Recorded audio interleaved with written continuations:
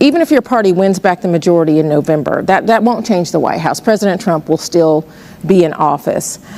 You've talked about your two sides, seeing your two sides.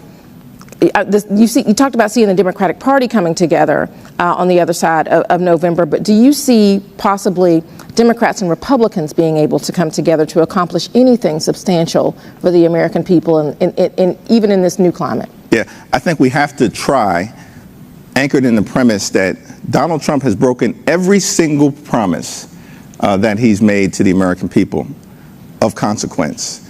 He promised to lower costs on day one. Costs haven't gone down, costs have gone up. As a direct result of Trump policies, including his tariffs that have increased costs on everyday Americans, people in our community and beyond, by thousands of dollars per year. He promised that immigration enforcement was going to target the worst of the worst. But immigration enforcement has basically unleashed ICE brutality on American citizens like Alex Freddie and Renee Nicole Good, in those instances killing them in cold blood, and certainly ICE brutality violently targeting law-abiding immigrants all across the country. I was just with several in New Jersey connected to Delaney Hall earlier in this week.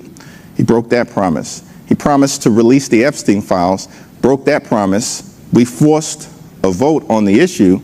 About half the files have been released, the other half still being subjected to a cover-up by the Department of Justice.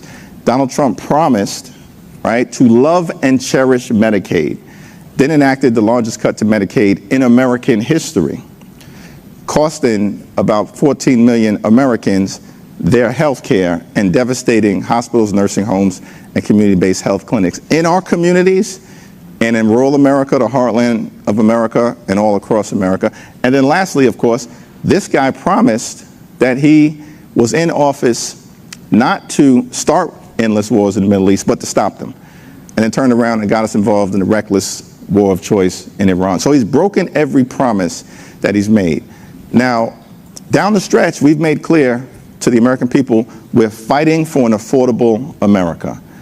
And we've said that looks like three different things: on costs, on care, and then on corruption. On costs, we got to lower the cost of groceries, of gasoline, of housing, because life is far too expensive. On health care, we've said, look, this is the wealthiest country in the history of the world.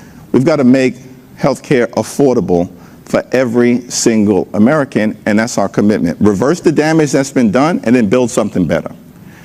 And then on corruption, our view has been, I don't know that we'll get partnership on corruption, but we'll try to seek some common sense Republicans, the few that are left in Washington, to work with us on costs and on health care.